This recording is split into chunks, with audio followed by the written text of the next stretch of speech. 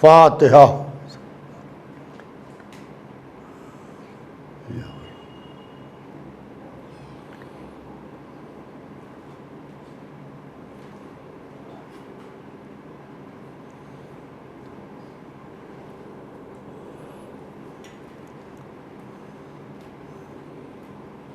اعوذ باللہ من الشیطان اللعین الرجیم، بسم اللہ الرحمن الرحیم، الحمد للہ رب العالمین، والصلاة والسلام علی سیدنا وشفیعنا ونبینا ومولانا ابی القاسم محمد وآلہ الطیبین الطاہرین المعصومین المظلومین، ولعنۃ اللہ علی اعدائہم وقتلتہم وغاصبی حقوقہم ومنکری فضائلہم اجمعین من یومنا ھذا الی یوم الدین، اما بعد فقط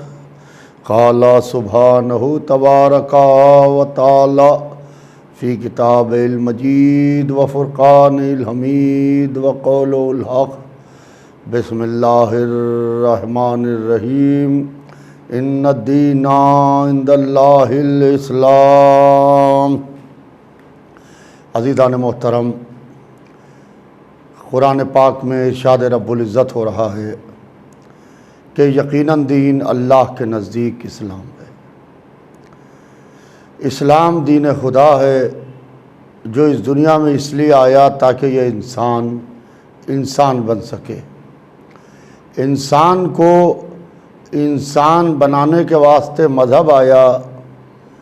کوئی اگر آپ سے یہ کہے کہ اسلام مسلمان بنانے آیا تو اس سے کہیے گا کہ اسلام مسلمان بنانے نہیں آیا بلکہ اسلام انسان بنانے آیا ہے۔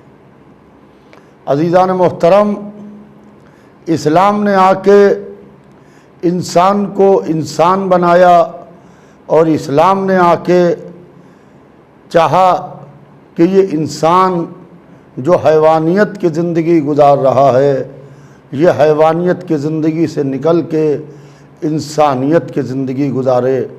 اسی لیے اللہ نے زمین کے اوپر ہادی بھیجے، اسی لیے اللہ نے زمین کے اوپر رہبر بھیجے، اور ایک نبی کے بعد دوسرا نبی، ایک رہبر کے بعد دوسرا رہبر اللہ بھیجتا رہا، تاکہ اس زمین کے اوپر کوئی نہ کوئی ہادی ضرور ہو، کوئی نہ کوئی رہبر ضرور ہو۔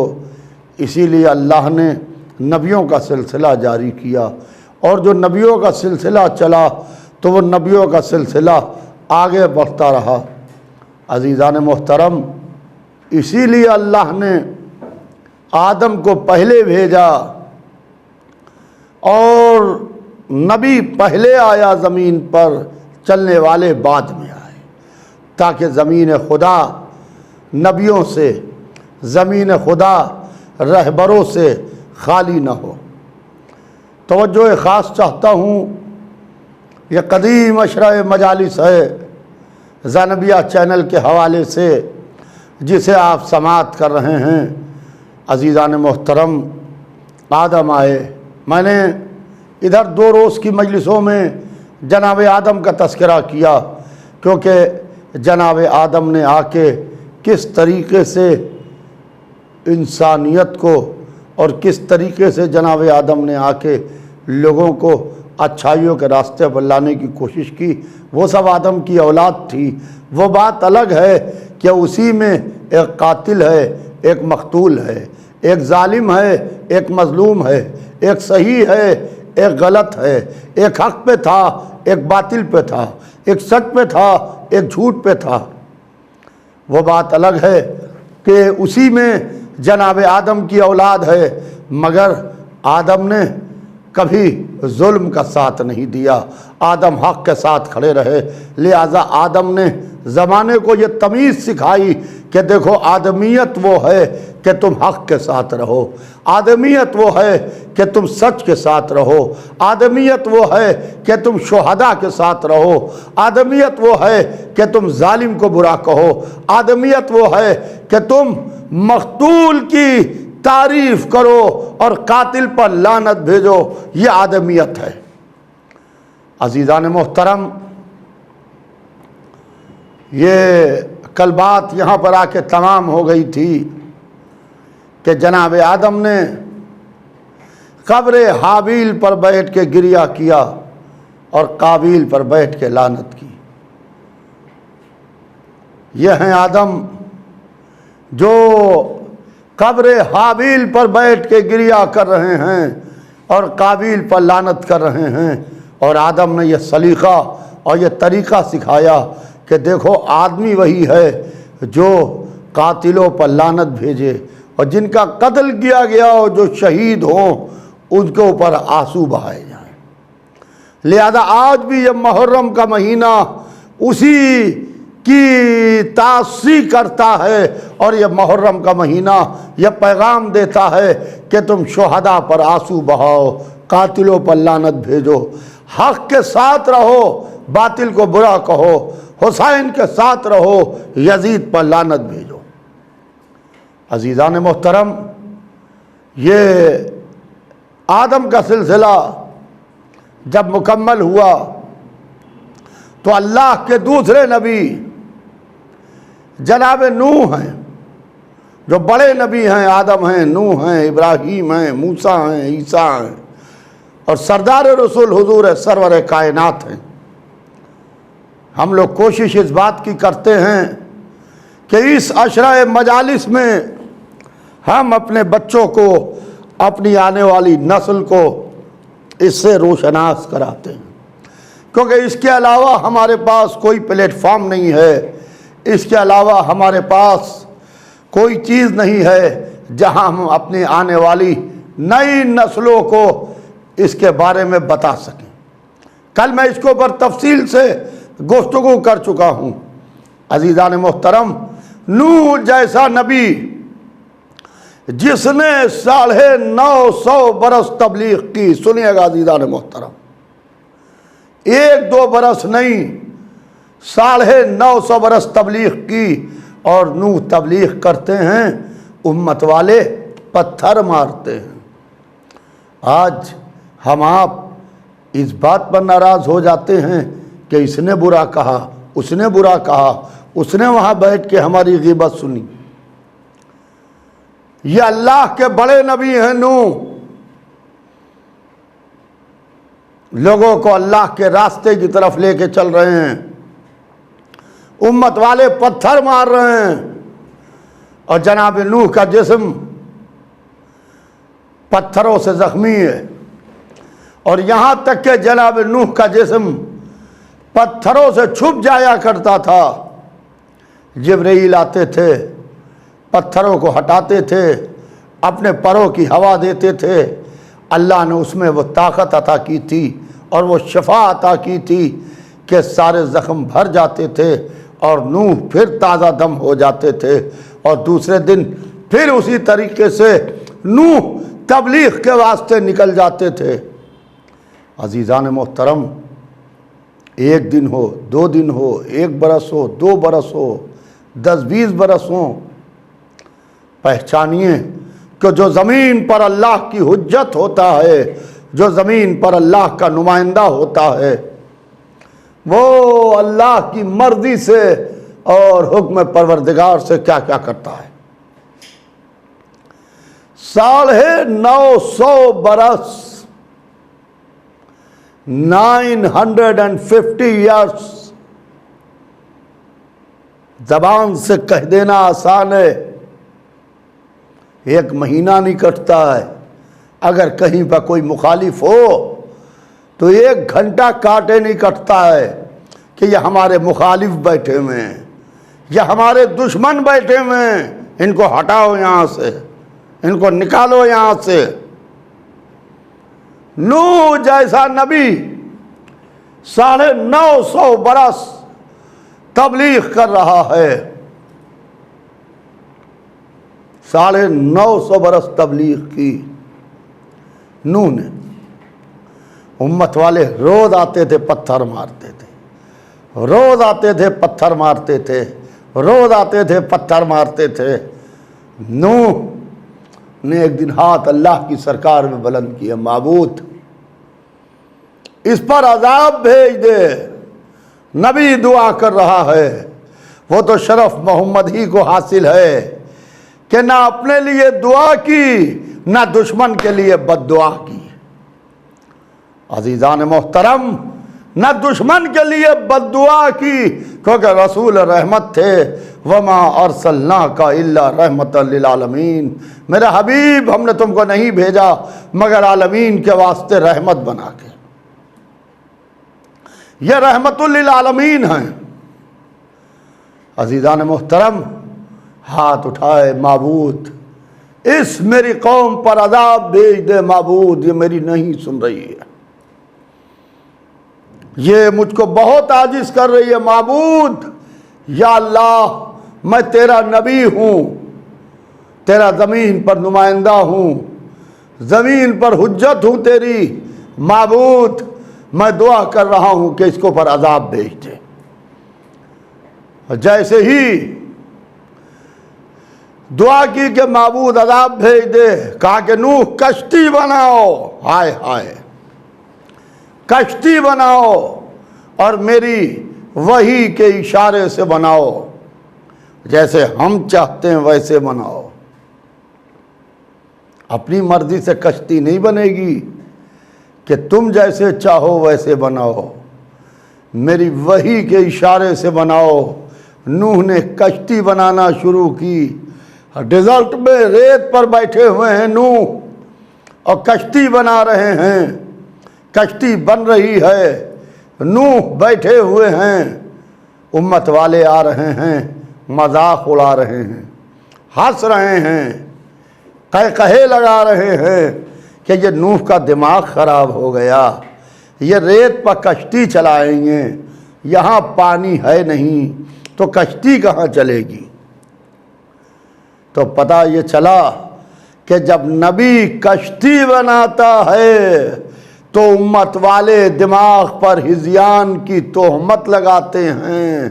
جب نوح نے کشتی بنائی تو امت والوں نے ہذیان کی تہمت لگائی اور کہا کہ معاذ اللہ دماغ خراب ہو گیا ہے۔ اور جب محمد نے کشتی بنائی کہ میرے اہل بیت کی مثال سفینہ نوح کسی ہے، مثلوں کا اہل بیتی کا مثل سفینۃ نوح، اور جو اس کشتی پر سوار ہو گیا اسے نجات مل گئی۔ تو عزیزان محترم، امت والے وہاں بھی ہنس رہے تھے، وہاں بھی کہہ رہے تھے کہ معاذ اللہ ہذیان بک رہے ہیں۔ پتہ یہ چلا کہ جب نبی کشتی بناتا ہے تو امت والے ہذیان کی تہمت لگاتے ہیں، امت والے ہذیان کی تہمت لگاتے ہیں۔ کہا کہ نوح کشتی بناؤ، میری وحی کے اشارے سے بناؤ، میری وحی کے سہارے سے بناؤ۔ نوح نے کشتی بنائی، کشتی بن کے تیار ہو رہی ہے، امت والے آ رہے ہیں، ہنس رہے ہیں، مگر نوح اپنے کام میں مصروف ہیں، نوح اپنے کام میں مصروف ہیں۔ لوگ کھڑے ہوئے ہنس رہے ہیں، لوگ کھڑے ہوئے مذاق اڑا رہے ہیں، لوگ کھڑے ہوئے مذاق کر رہے ہیں، مگر نوح کشتی بنا رہے ہیں، کیونکہ وہ کسی کے اشارے سے بن رہی ہے، اللہ کی طرف سے وحی آ رہی ہے اور نوح کشتی بنا رہے ہیں۔ اور جب کشتی بن کے تیار ہو گئی تو کہا کہ نوح اس میں کچھ نام تحریر کرو، جن ناموں کے سہارے سے یہ کشتی چلے گی۔ نوح نے نام تحریر کرنا شروع کیے اور نوح نام تحریر کر رہے ہیں، وحی کے اشارے سے محمد، دل خوش ہوا۔ محمد، ہر نبی نے محمد کی خبر دی ہے، کیونکہ ایک آئے گا جو سب سے بڑا ہوگا، ایک آئے گا جو سب سے بڑا ہوگا، لہذا جو سردار رسول ہوگا، لکھ رہے ہیں محمد علی، دل خوش ہوا، دل کی کلی کھل گئی، خوش ہو رہے ہیں نوح علی، فاطمہ، حسن، لکھ رہے ہیں کشتی پر، حسین۔ اب جو لکھا تو آنکھوں سے اشک روا ہو گئے، آنکھوں سے آنسو جاری ہو گئے، رکے، اللہ کی سرکار میں مناجات شروع کی کہ معبود یہ 4 نام ہم نے تحریر کیے، ہمارا دل خوش ہوا، یہ 5واں نام کس کا ہے کہ ہم نے جو تحریر کیا تو ہماری آنکھوں سے اشک رواں ہو گئے، ہمارا دل مغموم ہو گیا، جیسے لگ رہا ہے کہ دل بیٹھا جا رہا ہے۔ کہا کہ نوح، یہ حسین ابن علی کا نام ہے، یہ ہمارے محمد کا نواسہ، محمد کی بیٹی کا بیٹا حسین ابن علی ہے، جو زمین کربلا پہ 3 دن کا بھوکا و پیاسا شہید ہوگا۔ اب مصائب کون پڑھ رہا ہے، سن کون رہا ہے؟ اللہ مصیبت بیان کر رہا ہے، نوح گریہ کر رہے ہیں۔ عزیزان محترم، نوح گریہ کر رہے ہیں، اور اس کے بعد جب کشتی بن کے تیار ہوئی تو نوح نے کہا کہ امت والوں آؤ، ایک ایک کو بلاتے رہے کہ آؤ، آ کے کشتی پر بیٹھو، آ کے اس کشتی پر سوار ہو جاؤ۔ تو امت والے مذاق اڑا رہے تھے، کچھ لوگ آ گئے، مگر زیادہ تر اکثریت نوح کا مذاق اڑاتی رہی، ہنستی رہی۔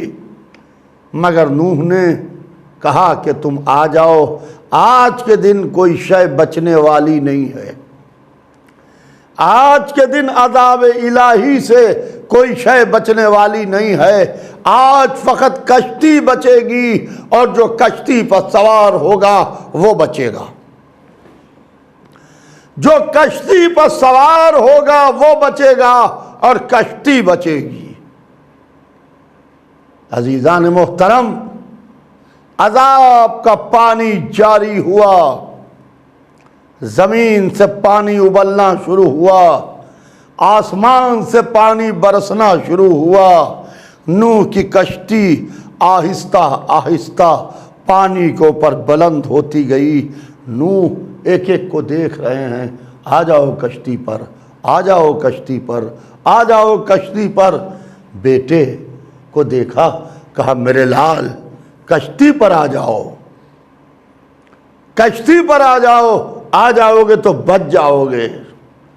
بیٹا جا کے پہاڑی پر سامنے کھڑا ہوا جناب نوح کے، اور کہنے لگا کہ بابا مجھے یہ پہاڑ بچا لے گا، مجھے یہ پہاڑ بچا لے گا۔ اور جب عذاب الہی کا پانی چلا تو پہلے پہاڑ ڈوبا، بعد میں نوح کا بیٹا ڈوبا۔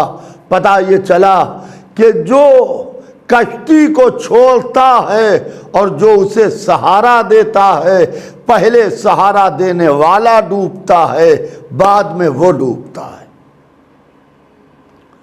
بعد میں وہ ڈوبتا ہے۔ تو نہیں آیا، جا کے پہاڑی پر کھڑا ہو گیا اور اپنے باپ سے جرح کر رہا ہے، نوح جیسے نبی سے، کہ مجھے یہ پہاڑ بچا لے گا، اور نبی خدا کی بات کو نہیں مان رہا ہے۔ ہاتھ اٹھائے، معبود یہ تو میرا بیٹا ہے، یہ میری اولاد ہے، میرا بیٹا ہے، کہ آج یہ بھی ڈوب جائے گا؟ آواز آئی، یا نوح لیسا من اہلک، اے نوح بیٹا ضرور ہے مگر اہل سے نہیں ہے۔ کشتی چلی، کشتی چلی، نوح دیکھ رہے ہیں بیٹا ڈوبا، پہلے پہاڑ ڈوبا، پھر بیٹا ڈوبا۔ پتہ یہ چلا جو نبیوں کو چھوڑ کے پہاڑیوں پر پناہ لیتے ہیں، پہلے پہاڑی ڈوبتی ہے، بعد میں وہ ڈوبتے ہیں۔ چلا کشتی چل رہی ہے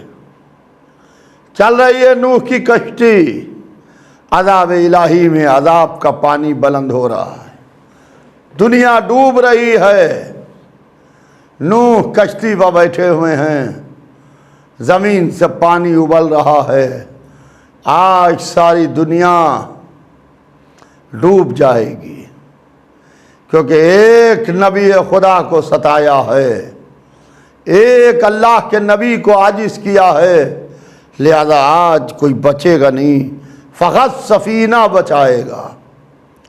چلتے چلتے چلتے چلتے نوح کی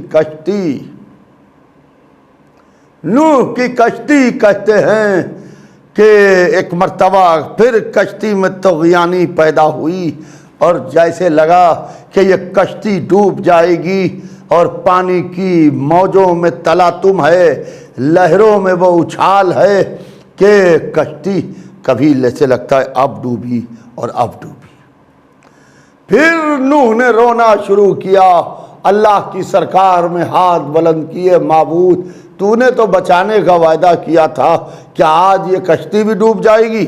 کہا کہ نہیں نوح، تم سرزمین کربلا سے گزر رہے ہو، سنیے گا عزیزوں، تم سرزمین کربلا سے گزر رہے ہو، اور پھر مصائب کربلا شروع ہوئے، پھر حسین کی مصیبت شروع ہوئی، نوح نے پھر رونا شروع کیا، یہاں تک کہ نوح کی کشتی چلتے چلتے چلتے چلتے وہاں پہنچی جہاں آج خانہ کعبہ بنا ہے، جہاں آج اللہ کا گھر ہے، بیت اللہ، خانہ کعبہ، جس کی طرف مسلمان جاتا ہے، لبیک لبیک اللہم لبیک لا شریک لک لبیک لک الحمد والملک لبیک لبیک، یہ کہتا ہوا جس طرف بستا ہے وہاں اللہ کا گھر ہے۔ صرف وہ زمین خشک تھی، اس زمین کو عذاب کا پانی وہاں نہیں پہنچا جہاں آج خانہ کعبہ بنا ہے، پانی دیواریں باندھ کے چاروں طرف کھڑا ہو گیا، اور ایک بوند بھی عذاب کا پانی اس زمین سے ٹچ نہیں ہوا جس جگہ پر آج خانہ کعبہ بنا ہے، جس جگہ پر آج خانہ کعبہ بنا ہے، ایک بھی بوند عذاب کے پانی کا وہاں پر نہیں گیا۔ جب پانی دیوار باندھ کے کھڑا ہو جاتا ہے تو وہاں کے اوپر بھور پیدا ہو جاتی ہے، وہاں بھور ہو جاتی ہے، تو نوح کی کشتی نے وہاں طواف شروع کیا، اس زمین کا کشتی پر بیٹھے بیٹھے طواف کیا۔ اسی لیے ہمارے یہاں پیدل بھی طواف ہے اور سواری پر بیٹھ کے بھی طواف کعبہ ہے، اس لیے طواف ہے سواری پر بیٹھ کے کہ اللہ کے ایک نبی نے کشتی پر بیٹھ کے اس گھر کا طواف کیا تھا، یہ سنت نوح ہے جو آج تک ادا ہو رہی ہے۔ عزیزان محترم، عذاب کا پانی جب دنیا غرق ہو گئی، دنیا ہلاک ہو گئی، تو عذاب کا پانی آہستہ آہستہ اترنے لگا، آہستہ آہستہ عذاب کا پانی نیچے آنے لگا، اور نوح کی کشتی کوہ جودی پر جا کے ٹھہری۔ جب نوح کی کشتی کوہ جودی پر جا کے ٹھہری تو قرآن نے کہا کہ انجیناہ و اصحاب سفینہ، نوح نے نجات پائی اور اصحاب سفینہ نے نجات پائی۔ معبود یوں کہے کہ انجیناہ و اصحاب، نوح نے نجات پائی اور اصحاب نے نجات پائی، کہا کہ نہیں یوں نہیں کہوں گا، بلکہ یوں کہوں گا کہ انجیناہ و اصحاب سفینہ، نوح نے نجات پائی اور اصحاب سفینہ نے نجات پائی۔ یعنی خالی نبی نجات نہیں دلاتا، جب اس کے سفینے میں سوار ہو جائے جو سفینہ نبی نے بنایا ہو تب اسے نجات ملتی ہے۔ اسی لیے کہا کہ انجے نہ ہو واصحاب سفینہ، نوح نے نجات پائی اور اصحاب سفینہ نے نجات پائی۔ عزیزان محترم، ایک کشتی محمد بھی بنا کے گئے تھے، وہ کشتی اہل بیت تھی۔ مسئلوں کا اہل بیتی کا مسئلہ سفینۃ نوح، میرے اہل بیت کی مثال سفینہ نوح کی سی ہے۔ جو اس کشتی پر سوار ہو گیا اسے نجات ملے گی، جس نے اس کشتی کو چھوڑ دیا وہ غرق ہوگا، وہ ہلاک ہوگا۔ نوح چھوٹے نبی، انہوں نے سفینہ بنایا۔ محمد سردار رسول، انہوں نے سفینہ بنایا، انہوں نے کشتی بنائی۔ اور جب کشتی بنائی تو حسین اس کشتی کو لے کے چلے۔ حسین جیسے نوح کی کشتی چل رہی ہے ویسے حسین کی کشتی بھی چل رہی ہے۔ وہ کشتی نوح نے بنائی تھی، یہ کشتی محمد نے بنائی تھی۔ وہ سفینہ نوح کا بنایا ہوا تھا، یہ سفینہ محمد کا بنایا ہوا تھا، کیونکہ جو سفینے کو لے کے چل رہا تھا وہ محمد کی گود کا پہلا تھا۔ جو سفینے کو لے کے چل رہا تھا اسے محمد نے زبان چسائی تھی۔ جو سفینے کو لے کے چل رہا تھا محمد نے اس کے لیے سجدے کو طول دیا تھا۔ جو سفینے کو لے کے چل رہا تھا محمد نے اس کے لیے مسجد میں مرکب بنے تھے۔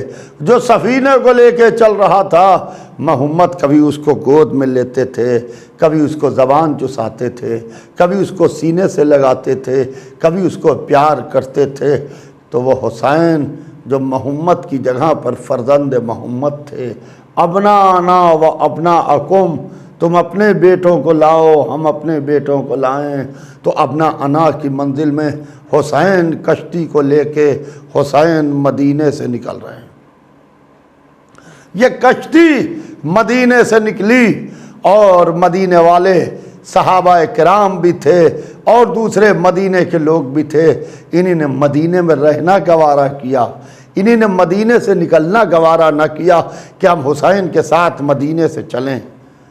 نہیں، جیسے نوح کی کشتی کو لوگوں نے چھوڑا ویسے حسین جو کشتی لے کے چلے اس کشتی کو بھی لوگوں نے چھوڑا، اور حسین نانا کے مدینے کو خدا حافظ کہہ کے 28 رجب سن 60 ہجری کو حسین مدینے سے چلے۔ حسین مدینے سے چلے اور یہاں تک کہ حسین اس کشتی کو لیے ہوئے، اس سفینے کو لیے ہوئے مکے آ گئے۔ حسین نے دیکھا اب یہ کشتی، یہ سفینہ جسے حسین لے کے چلے ہیں یہ مکے میں ٹھہرا ہوا ہے۔ حسین نے دیکھا کہ حاجی لباس احرام میں خنجر چھپائے ہوئے آ گئے ہیں۔ کعبے کی حرمت کا مسئلہ ہے، کعبے کی عظمت کا مسئلہ ہے، کعبے کی طہارت کا مسئلہ ہے، زمین کعبہ پر خون نہ گرے، لہذا حسین ابن علی نے اپنے حج کو عمرے سے تبدیل کیا۔ اور حسین اس کشتی کو لے کے مکے سے نکل رہے ہیں۔ یہ کشتی مکے سے نکل رہی ہے اور حسین اس کشتی کو لے کے مکے سے نکل رہے ہیں۔ مکے سے نکل رہی ہے یہ کشتی، اور عزیزان محترم بڑا تلخ جملہ ہے مگر سنتے چلیے، آج سنائے بغیر آگے بھی نہ بڑھوں گا کہ حسین ابن علی نے 8ویں ذی الحجہ کو حج کو عمرہ تمتع سے تبدیل کیا، حج کو عمرے سے بدلا۔ اور وہ لوگ جتنے حاجی اس سال حج کر رہے تھے وہ سب احرام ہی درست کرتے رہے، روٹیاں ہی خریدتے رہے، کھجور ہی کھانے کی فکر میں لگے رہے، اور جو آبرو کعبہ تھا وہ مکے کو چھوڑ کے مکے سے نکل رہا تھا۔ کشتی کو لیے ہوئے حسین مکے سے نکل رہے تھے۔ جیسے نوح کی کشتی پر لوگ نہ بیٹھے، ویسے جو محمد نے سفینہ بنایا تھا اس سفینے پر کوئی نہ بیٹھا حسین کے سوائے ان چند لوگوں کے جو حسین کے ساتھ تھے، اور حسین مکے کو الوداع کہہ کے حسین ابن علی مکے سے خدا حافظ ہو گئے۔ یہ کشتی دوسری محرم کو کربلا پہنچی، اور جب حسین 2 محرم کو کربلا پہنچے، اب یہ کشتی کربلا میں ٹھہری ہوئی ہے، یہ کشتی کربلا میں ٹھہری ہوئی ہے، اور عزیزان محترم حسین اس کشتی کے پاسباں ہیں، حسین اس کشتی کے نگہباں ہیں، حسین اس کشتی کو لیے ہوئے ہیں۔ اس میں آدم کا علم بھی ہے، نوح کا عزم بھی ہے، ابراہیم کی خلت بھی ہے، موسیٰ کی ہیبت بھی ہے، عیسیٰ کا زہد بھی ہے، محمد کا جمال بھی ہے، اپنا جلال بھی ہے۔ یہ عزیزان محترم یہ حسین ابن علی ہیں، یہ حسین ابن علی ہیں جو اس کشتی کو لیے ہوئے حسین ابن علی کربلا میں ہیں۔ بس میں چند لمحوں میں مجلس تمام کر رہا ہوں، عزیزان محترم خالی ایک تصویر دکھانا چاہتا ہوں۔ میں چاہتا ہوں آج اس وقت اس موضوع کو مکمل کر دوں، عزا بھی ہونے والی ہے، اس کا بھی خیال ہے، وقت بھی کم ہے، اس کا بھی خیال ہے، لہذا موضوع کو مکمل کر دوں۔ عزیزان محترم دیکھیے، شب عاشور 2 لوگ پوری رات جاگے، ایک عمر سعد جاگا، ایک حور جاگا، دونوں شب عاشور بے چین رہے اور دونوں شب عاشور ٹہلتے رہے۔ روز عاشور صبح عمر سعد نے طے کیا کہ مجھے یزید کے ساتھ رہنا ہے، حور نے طے کیا کہ ہمیں حسین کے ساتھ رہنا ہے، یعنی حور کشتی پر آ گیا، عمر سعد نے کشتی کو چھوڑا۔ جب عمر سعد نے کشتی کو چھوڑا یزید کے ساتھ گیا تو لعنت ملامت، جدھر گیا ادھر پھٹکار، جدھر گیا ادھر بھگایا گیا، جدھر گیا ادھر برا کہا گیا، اور ادھر حور کشتی پر آیا تو حور کو معراج ملی۔ حور نے اپنا سر حسین کے قدموں پر رکھا، قدموں سے معراج ہوئی، حور کا سر حسین نے اپنے سینے پر رکھا، فاطمہ کا رومال ملا، دفن کے لیے سید سجاد کے ہاتھ ملے، اور جتنے بھی امام گئے انہیں نے اگر حسین کو سلام کیا تو حور کی قبر پر بھی جا کے حور کو سلام کیا۔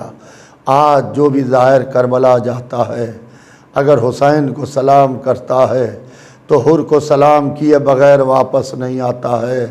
بس عزیزو مجلس تمام ہے، ہاں آج 3 محرم کا دن گزر رہا ہے۔ اللہ اللہ، چھوٹے چھوٹے بچوں کی قربانیوں کا سلسلہ جاری ہے۔ ایک ماں کا چھوٹا بیٹا مقتل میں گیا اور اس شان سے لڑا کہ زمانہ محو حیرت تھا، ظالموں نے ماں کے سامنے سر کاٹا، اور کاٹنے کے بعد اس سر کو اس کی ماں کی طرف پھینک دیا۔ ماں نے سر کو اٹھایا، منہ پر منہ رکھا، روئی نہیں ماں، کہنے لگی کہ میرے لال تو نے مجھے فاطمہ کے سامنے سرخ رو کر دیا، میرے لال تو نے مجھے فاطمہ زہرا کے سامنے سرخ رو کر دیا میرے لال۔ یہ کہہ کہ اس سر کو اس چاہنے والے نے، اس چاہنے والی ماں نے دشمنوں کی طرف پھینک دیا کہ جسے ہم حسین پر صدقہ کر دیتے ہیں اسے ہم واپس نہیں لیتے ہیں۔ میں کہوں گا اے ماؤں، اپنے بچوں کو عصر کے وقت بلاؤ، حسین اکیلے ہیں، کوئی تیر مارتا ہے، کوئی تلوار مارتا ہے، کوئی نیزے سے اذیت دیتا ہے۔ زینب نکلی، ارے میرا بھیا، ارے میرا ماں جایا، ارے میرا حسین۔ اب جو نکلی شمر کا خنجر چل رہا تھا، زمین کربلا ہل رہی تھی، فاطمہ کی کمائی لوٹی۔ اللہ لعنت اللہ علی القوم الظالمین۔